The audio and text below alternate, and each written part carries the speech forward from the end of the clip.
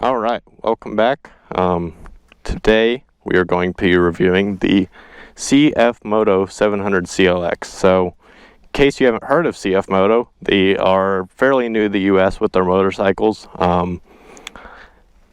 They're Chinese made, and they have some pretty nice ties with KTM. So, like for example, they're building the 2023 Duke 790 engine. So, before you judge too quickly just because they're a Chinese brand, take a look at this thing and just talk about it.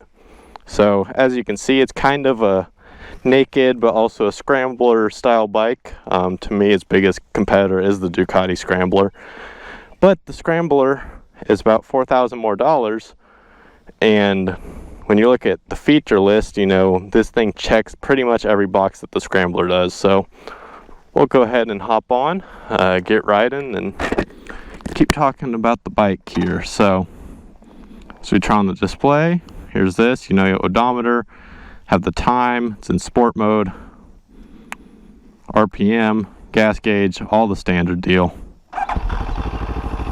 Fires right up. As you can see, the bike does have ABS, which is pretty standard in today's world. Don't really have any set points or anything to talk about here, so just going to go with the flow. Just try and give a good feel for those who are interested, since I didn't really see much about this bike online on YouTube or anything, just talking about it. So kind of bought this bike a little blindly. Like I said, was looking at the Scrambler, and for the money, it's like, why not get this thing? Because it's a lot cheaper and it checks all the same boxes. So it was hard to justify getting the Ducati. I mean, yeah, the Ducati definitely has the cool factor, right? But as far as practical use, you can't beat this for the money. Big question mark, you know, with it being a Chinese bike, is how reliable is it going to be over the long term, right? And that's what's going to be answered with me owning it. But so far, it's been good. Only at 1,200 miles, which granted isn't a lot, but can't complain so far. So, talking about features, it has cruise control, which for a bike in this price category, you're not going to see too much of. I mean, you look at the MT-07, something like that, it does not have any of that. As far as horsepower, you're looking at a 700cc twin. Well, I believe it's actually a 699. You know, mid-70s horsepower, I believe they rate at 74. I'll edit in the spec sheet to be on the screen just because I can't remember everything, you know, off the top of my head. But pretty comparable with other engines in its class as far as MT-07, Z650, you know, all of that. This engine is a little quirky in how it feels. It's a 180-degree crank, so it's like the Z650, but when you're riding it, it feels a lot different. To me, this engine has a lot more character, so I don't know if you'll be able to hear it on the camera, but it almost has a VTEC-like kick. So like if I pin it, you'll hear it.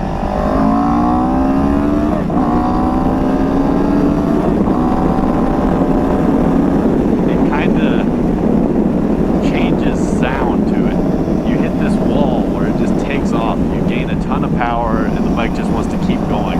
So it's really interesting. Definitely not the smoothest power curve, but it is really fun just to be able to pin it and hit that next level in the power band. The ergonomics, seating position, super comfortable. As a 6'1" person, I could use the accessory tall seat, which raises your seat about 1 inch, just gives you a little more leg room. And I think it gives you a little bit more padding in the seat because it is not the comfiest seat ever. It's a little hard, but no quick shifter. It is a ride-by-wire bike. There's no throttle cable. So it is interesting that they did not add a quick shifter, but you know, I think a lot of us have been spoiled by the quick shifter, and it's not bad using the clutch at all.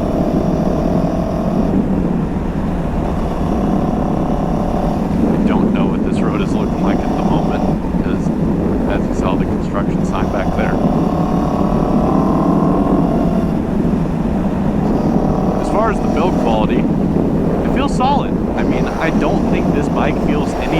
smoother than any Japanese bike. Which, granted, the Japanese bikes, you know, aren't the super best finish, but it feels solid, you know. It doesn't feel like a cheap bike at all.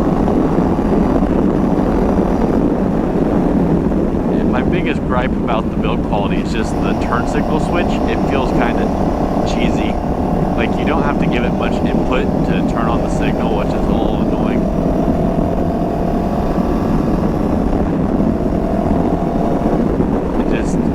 It doesn't give you much feedback. But the turn signals are self-canceling, so if you leave them on for 10 seconds or more, they'll just shut off, which is fine, because I'm sure we've all been there where you look down and you realize your turn signals are still on after you turned, you know, 2 minutes ago or whatever. So that is a nice feature to have. The only time it's annoying is if you're just sitting at a stop. I'm pretty sure it'll just shut off while you're sitting there if it's been on for long enough. But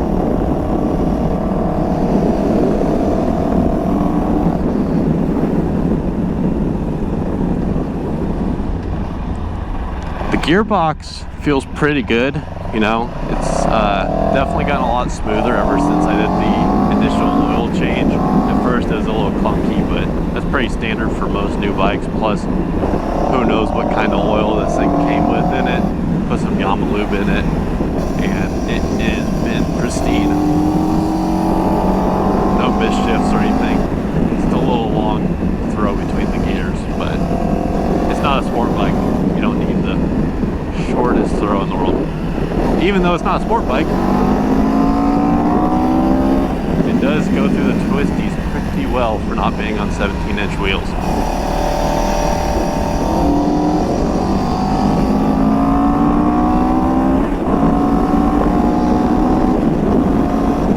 And it gets up and goes. I actually have a buddy who has one of these.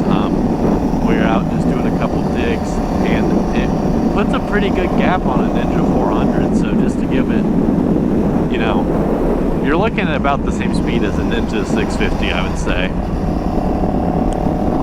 Maybe a little bit slower on the top end. I think this thing's probably going to tap out a little bit earlier, but it has plenty of acceleration for a bike like this.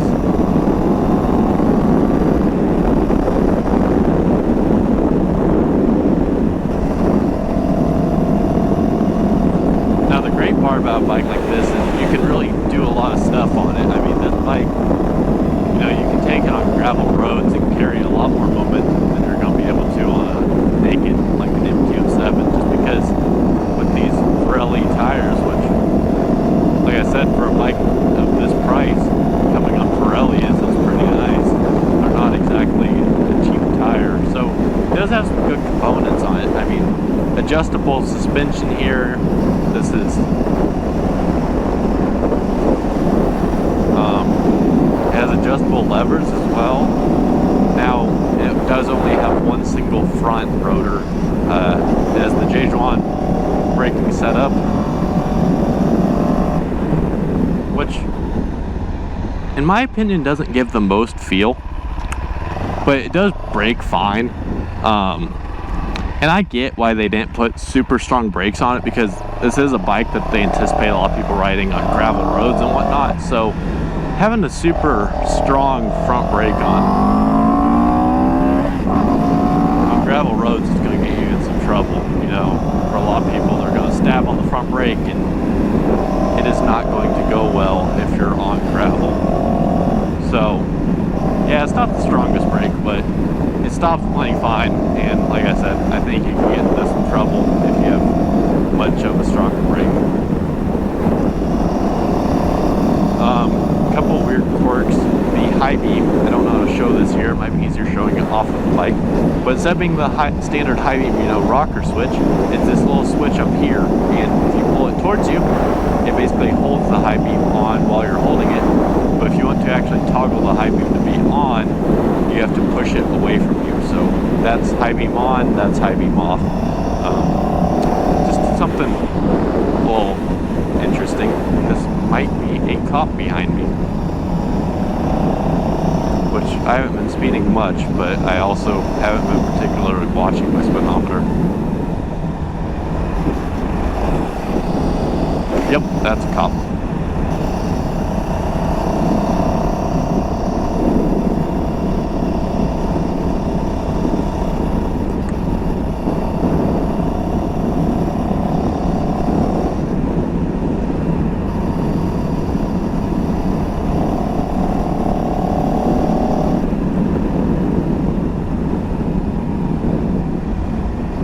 Oh, they're turning in, so they're not going to follow me today, which is good. Which means I can get into it just a little bit.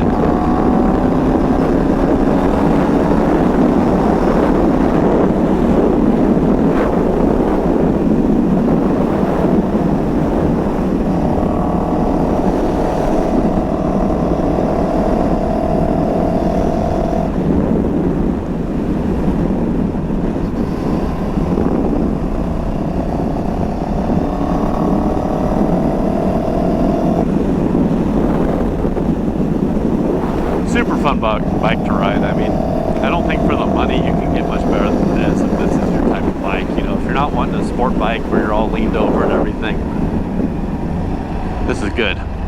Now, I believe this is technically the 700 CLX Heritage Edition, which, you know, has this scrambler style setup.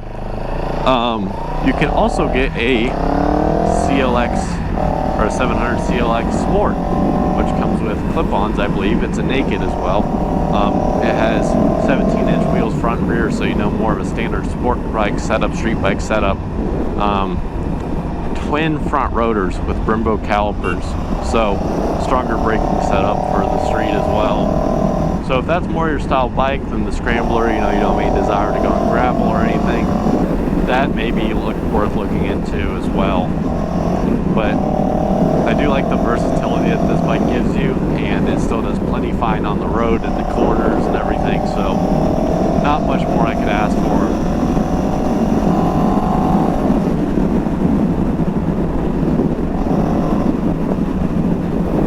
Speaking of gravel, you know, we'll go ahead and go on some gravel here just to...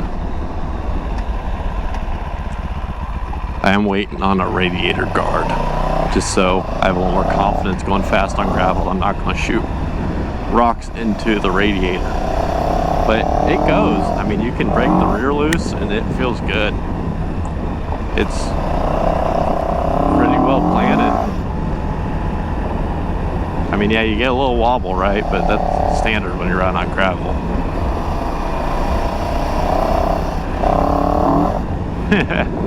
It kicks out, and the ABS is not super intrusive. I mean,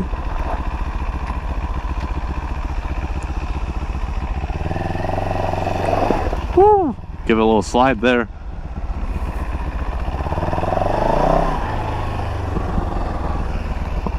Gotta step off and take a look at this thing real quick. Let's give a little walk around here.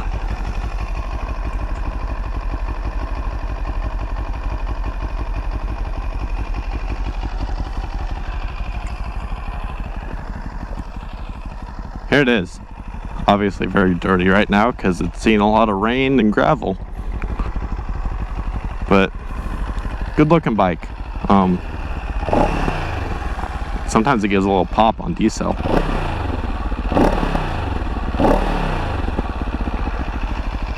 Also, another thing I didn't mention, comes with braided lines. So really nice not coming with the rubber lines, because that means you'll never have to replace them.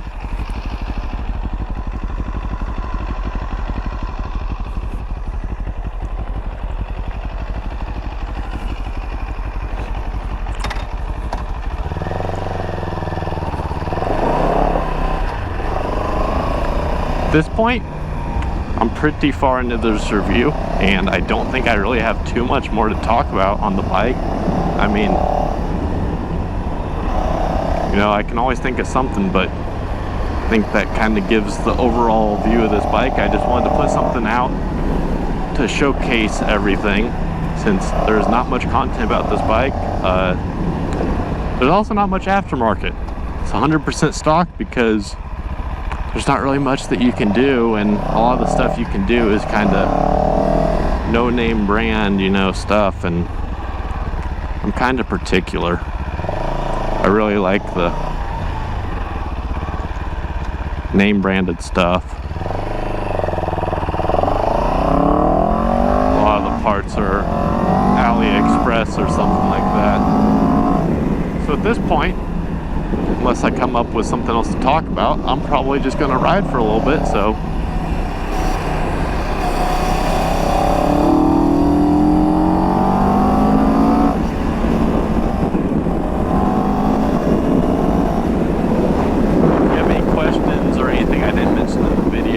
feel free to ask in the comments, and I think from here on out, just going to cruise and enjoy this bike unless I come up with anything to mention. So thanks for watching and enjoy.